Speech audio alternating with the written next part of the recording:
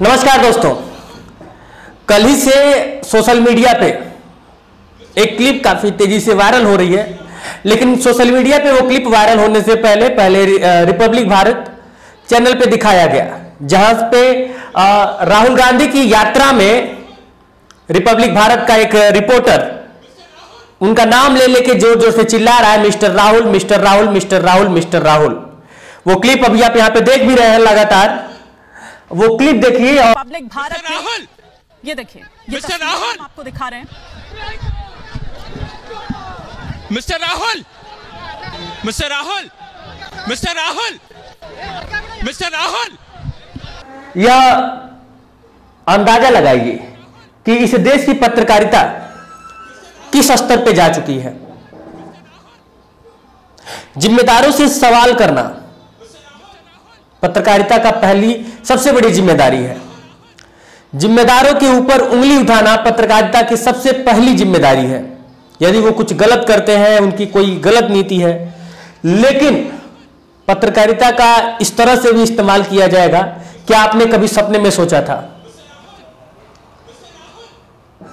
अब आप जरा सोचिए कि इस क्लिप के बाद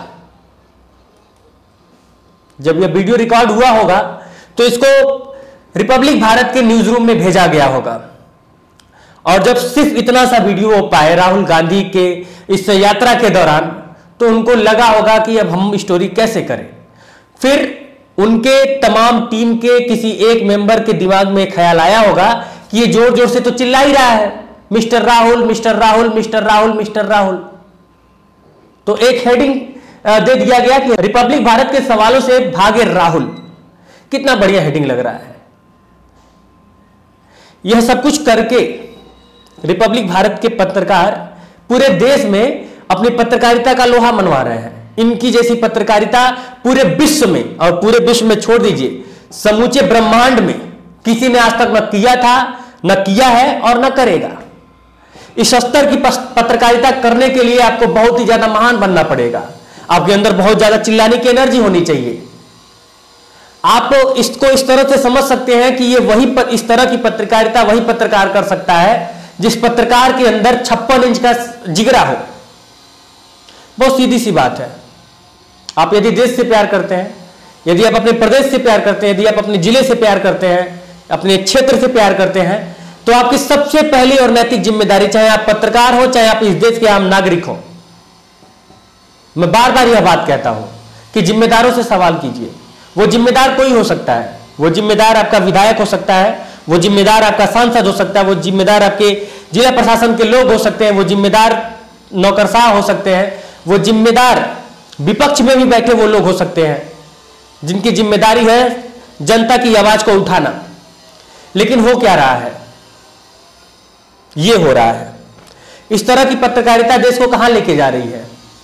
और मैं पूछना चाहता हूं उन तमाम लोगों से जो लोग सवाल पूछने से डरते हैं, जो लोग इस बात से डरते हैं कि सवाल पूछेंगे तो उनके ऊपर विपत्ति आ पड़ेगी, जो लोग इस बात से डरते हैं कि यदि सवाल पूछेंगे तो उनके ऊपर FIR हो जाएगा, जेल जाना पड़ेगा। यदि ऐसा है तो पत्रकारिता को धीरे से राम राम कह लीजिए ना। क्या फायदा है माइक पकड़ के इस तरीके की पत्रकारिता करने की? क्या आपने कभी सोचा था कि पत्रकारिता का स्तर इस तरह का हो जाएगा? क्या आप इस बात का अंदाजा लगा पा रहे हैं कि ये जो किया जा रहा है इसका देश के ऊपर क्या असर पड़ेगा? कोई भी पार्टी जब चुनाव लड़ती है तो तमाम दावे करती है, तमाम वादे करती है। अब मैं आप लोगों से पूछना चाहता हूं कि जब वो पार्टी सरकार बनाती है और उन वादों को पूरा ना करे, उन दावों को पूरा ना करे, तो उससे सवाल किया जाना चाहिए। ये तो होगा एक विषय। दूसरे पॉइंट पे आते हैं। दूसरा पॉइंट ये कि ये भाई साहब mister Rahul, mister Rahul, mister Rahul, mister Rahul जिस तरह से किए जा रहे हैं, क्या इनकी हिम्मत है कि ये सत्ता में बैठे लोगों के रैली में इस तरह से चिल्ला सके?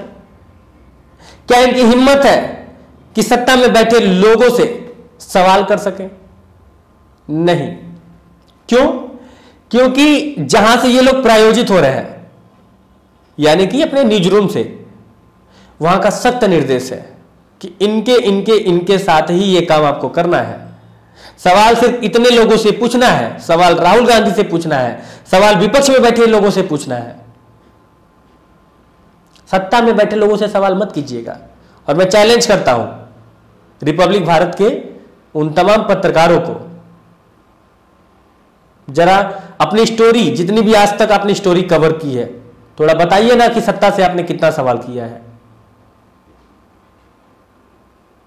क्या सत्ता की जितनी भी नीतियां आ रही हैं वो सब कुछ सही है? क्या सत्ता जो जो निर्णय ले रहा है जनहित के लिए सब कुछ सही है? क्या सब सही है? क्या कुछ भी ऐसा नहीं है जो कि जनता के अगेंस्ट जा रहा है? क्या महंगाई जनता के अगेंस्ट नहीं है? क्या बेरोजगारी जनता के अगेंस्ट नहीं है? क्या भ्रष्टाचार जनता के अगेंस्ट नहीं है?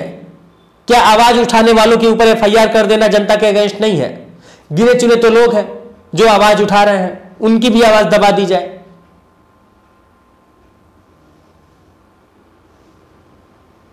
ये तमाम सवाल हैं और भाई साहब को नोबेल पुरस्कार मिलना चाहिए, हमको लगता है। मतलब कुछ तो पुरस्कार मिलना चाहिए। इतनी एनर्जी के साथ ये जो mister Rahul mister Rahul mister Rahul कर रहे हैं, इसका इनाम तो इनको मिलना चाहिए। बाकी मुझे लगता है चैनल में प्रमोशन हो ही गया होगा। जनता को यह समझना पड़ेगा कि देश हित के लिए क्या है। और अंत में मैं सिर्फ यही कहूंगा कि चाहे आप किसी भी पार्टी के समर्थक रहिए, किसी भी पार्टी के, चाहे बीजेपी के समर्थक रहिए, चाहे सपा, बसपा, कांग्रेस, टीएमसी, आरजेडी, जितने भी जेडीयू, जितने भी मतलब पार्टी हैं, किसी भी पार्टी के आप समर्थक रहिए, 4.5 साल तक इन जिम्मेदारों से सवाल कीजिए।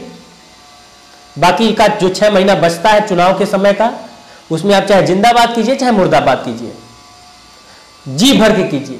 लेकिन यदि आप चाहते हैं कि देश आगे बढ़े, तरक्की करे, तो 4.5 साल तक जिम्मेदारों से सवाल करते रहिए, जिम्मेदारों के ऊपर सवाल उठाते रहिए।